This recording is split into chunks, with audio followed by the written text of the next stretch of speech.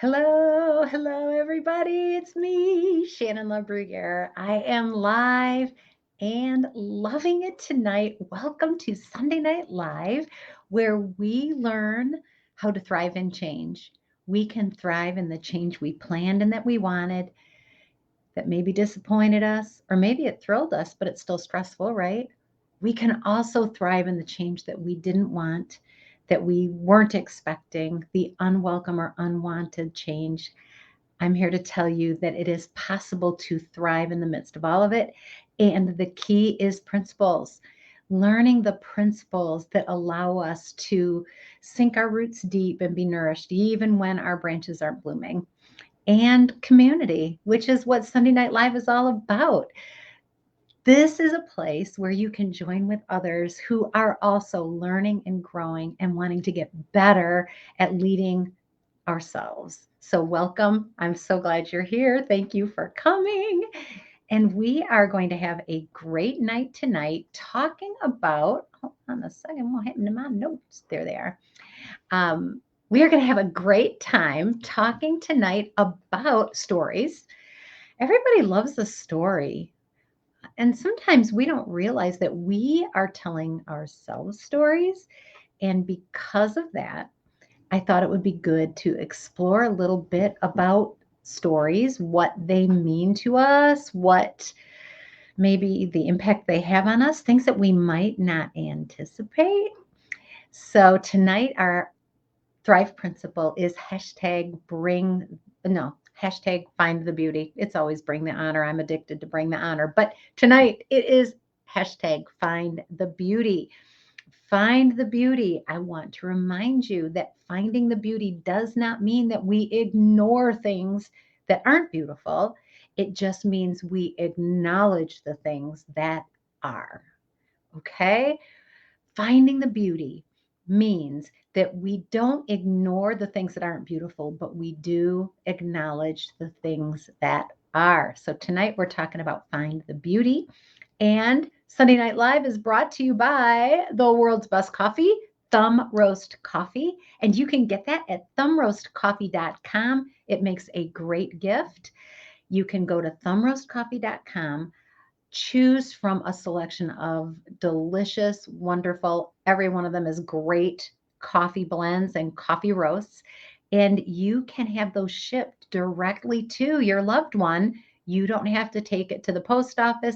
You don't have to pay extra. You can have it shipped directly to them, and they are going to love you for it.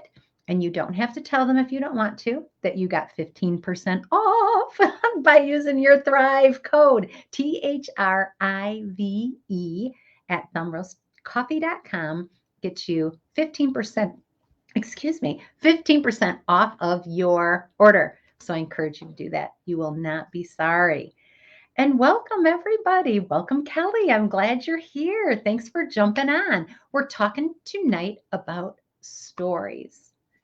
So, right now, it's early December.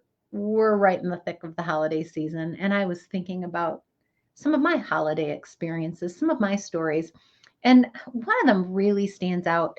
When I was growing up, my mom, particularly, was really, really adamant that we find families, usually a family, in our community that we could give Christmas gifts to.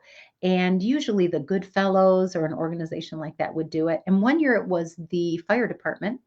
So my mom went up to the fire station and she chose a star off the tree, and it had a list of members of a family on it. There was a mom and there were some kids, different ages. I can't remember if there was a dad or not. And it had little ideas of what they might like and what their sizes were. So my sisters, my brother, my mom, we all had so much fun. So much fun choosing slippers for the mom and little stocking stuffers for the girls, and got them little toys that match their ages. And there I was the oldest of six kids. So we kids really got into it. And my mom just loved it. And we wrapped up all the presents and she piled them into a laundry basket and took them up to the fire station right on the deadline. And the next day, they distributed all of those gifts to those families. We were so excited. In our mind's eye, we could picture the joy, the joy that that mom or that little girl was going to have when they saw those gifts that they could put under the tree, that they had something to celebrate with. It brought us such joy. We felt so rich. It was wonderful, wonderful. And then the fire department went out and distributed all of those baskets, and there was a knock on our door. And one of the firemen was there with a basket for us. Somebody had submitted our name as a family in need who might appreciate a gift basket at the holidays. And I am here to tell you, I had felt so rich up to that moment. I felt like I had plenty, I had enough, I was overflowing, I felt generous, I felt kind, all of these wonderful feelings. And when that basket arrived, all of a sudden, I felt poor. I felt poor, and nothing had changed except for the story I was telling myself. The story I told myself changed because instead of seeing myself as rich and generous and having plenty to share, I, for a split second, saw myself as being someone in need and poor. I was on the list of poor families. You guys, we've all got stories like that.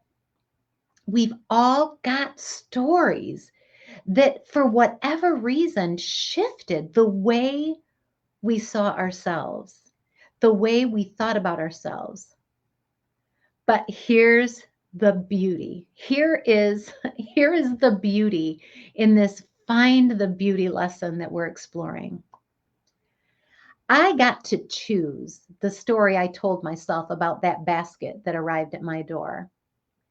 It took me totally by surprise. I did not expect that. I mean, we had just spent our money sharing wonderful Christmas stuff with somebody else. Why in the world would somebody see us, as needing charity? But the story I chose to tell myself that day transformed the way I looked at giving, the way I looked at receiving. This is the story that I chose. Instead of telling myself, oh, I must be poor, I decided to lean into that feeling of being rich. I had enough to share with someone else, and it brought me joy to do it. And so when I received that basket, the story that I decided to tell myself was this: somebody invested their time, their energy, and their money in trying to make somebody they didn't even know feel joy, just like I had. And you know what? I decided to receive it with joy. The story I told myself was not that I was poor and that I was needy. I know somebody who grew up very, very, very poor. And times were different when she was growing up. She's much older than I am. Times were different. And there weren't a lot of safety nets for people who were very, very poor. And her family was the poorest of poor. And whenever she received charity, the story she told herself was that the other people were lording it over her. She told herself, they feel like they're better than I am. And for all I know, maybe they did feel that way. But I can tell you this: the story she told herself about that changed the way she viewed giving, and it changed the way she viewed receiving.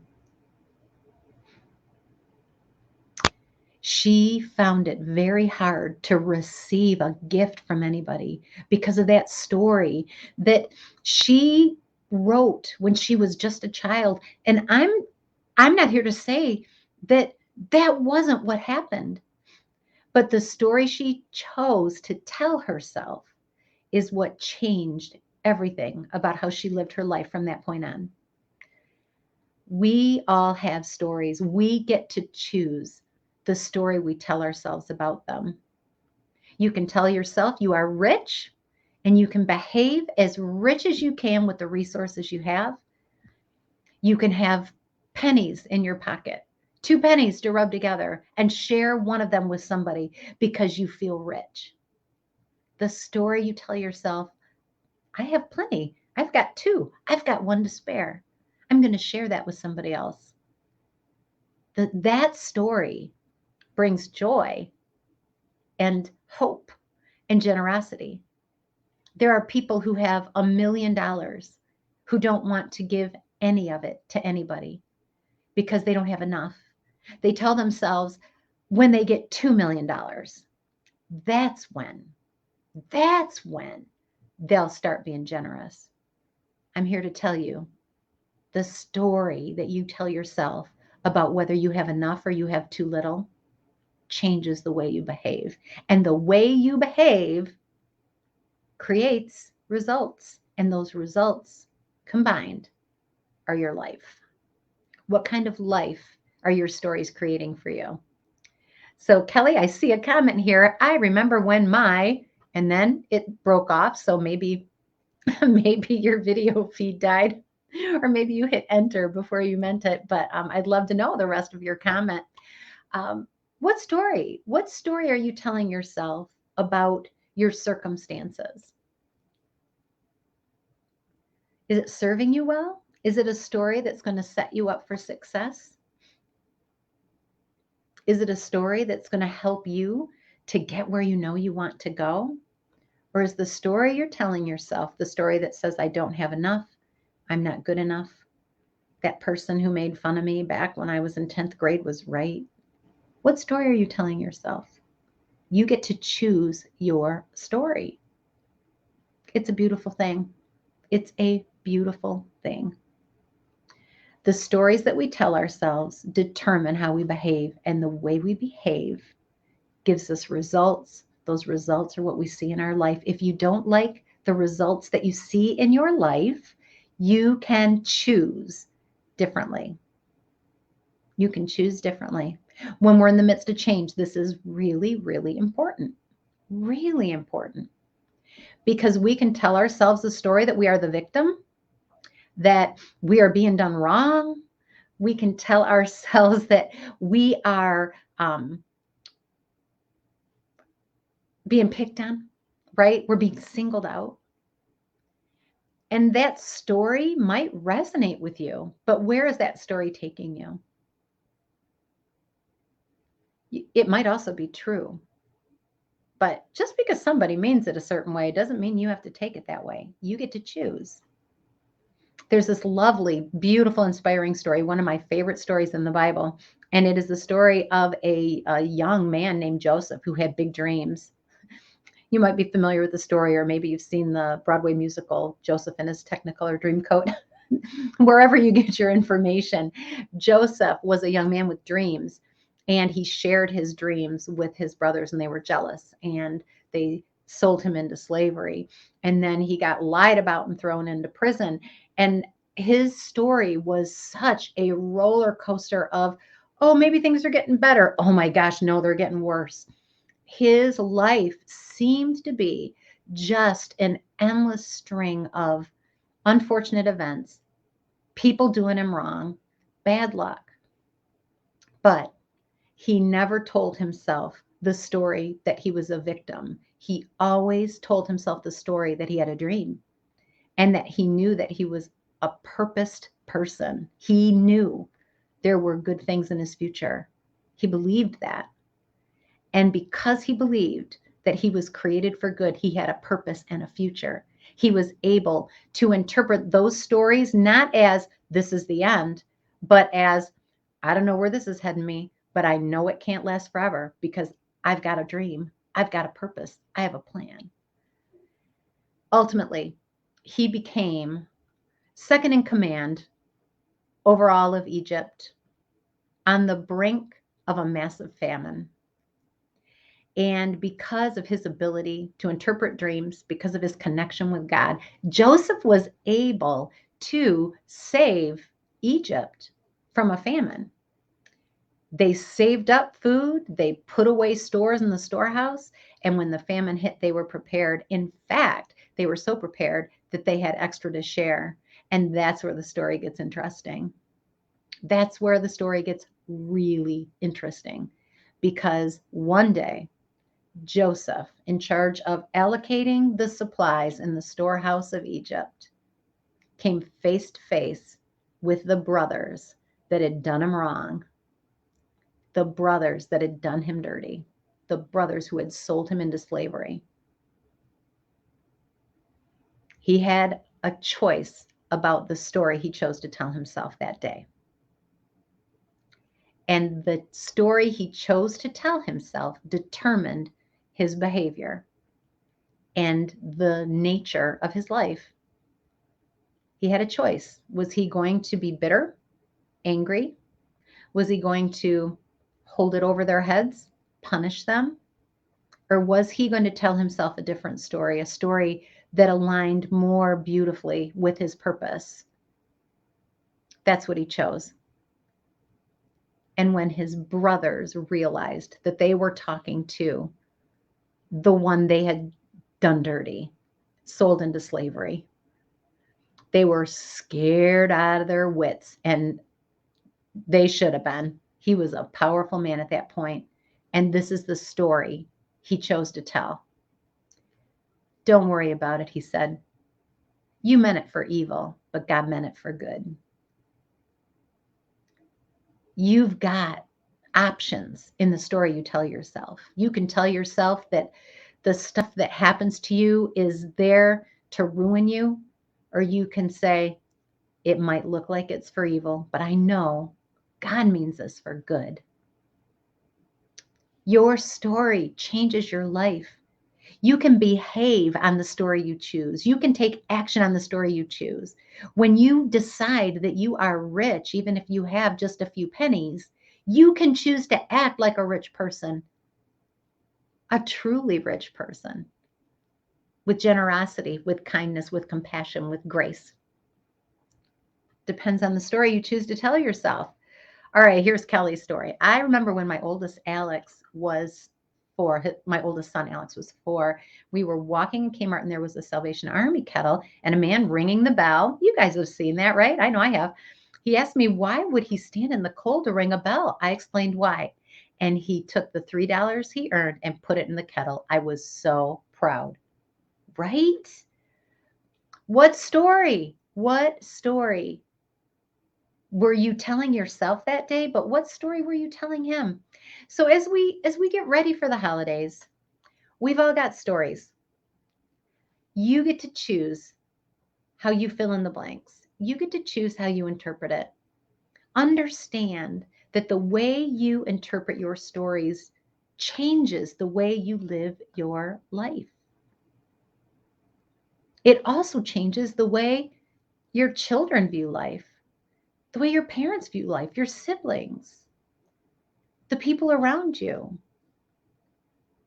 Make sure the story you tell yourself isn't the story that's going to drag you down, keep you frozen and locked up, keep you stuck. That's not the version you need. You need the version of the story that says, oh, they might think so, but I know differently. I'm created for great things. I have a dream. I know it's worth it. Just because somebody tells me doesn't mean it's true, especially when they're criticizing me, critiquing me, telling me I can't do it, sometimes even worse.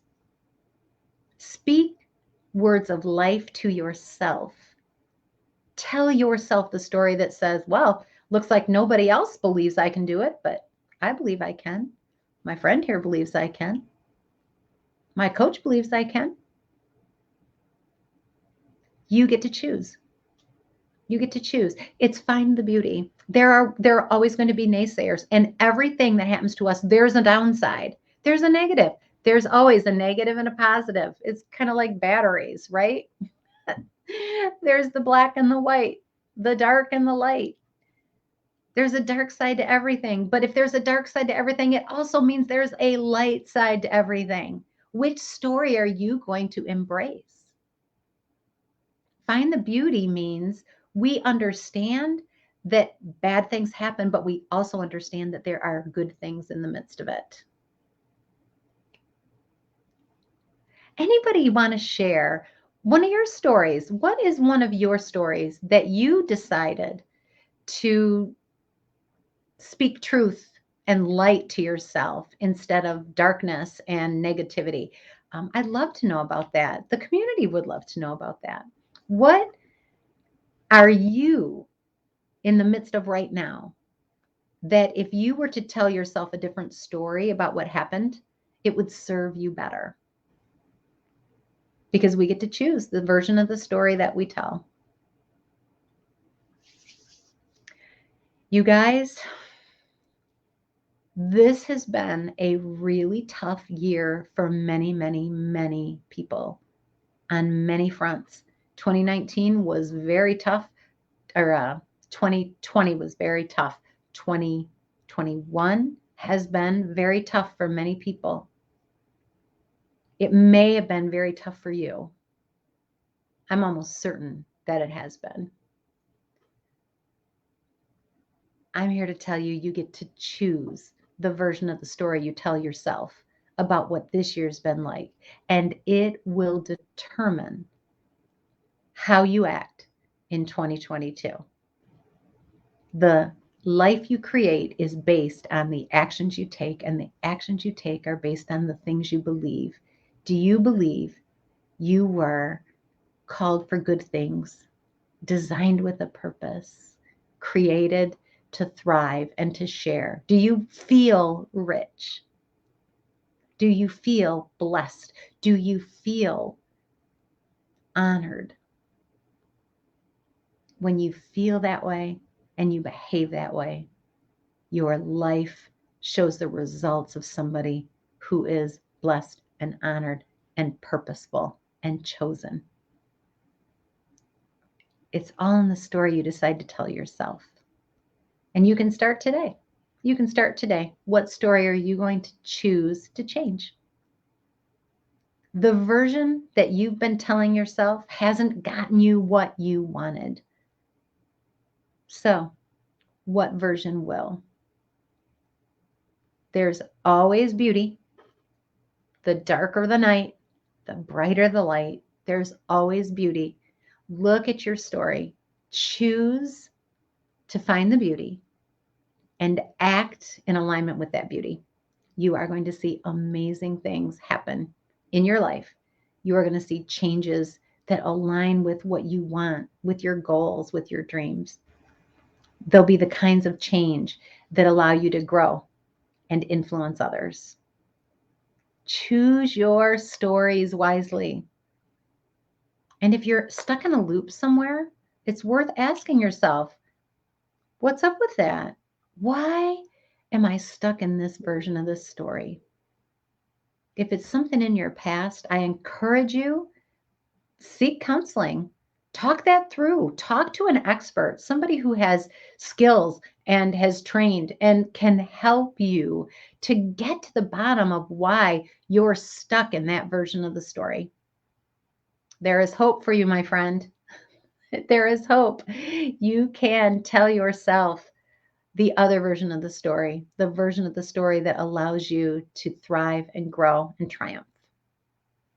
With that, I am going to wish you all a wonderful week. Thank you for being here, for watching, whether you're on live or whether you are watching this on a recording. And I want you to know anytime you can shoot me a message, you can drop a comment. Let me know if what I'm saying is resonating with you. and share it with other people. If you know somebody who needs to know what we're talking about here on Sunday Night Live, make sure you introduce them. Um, all right, with that, take care. Enjoy your week. Bye.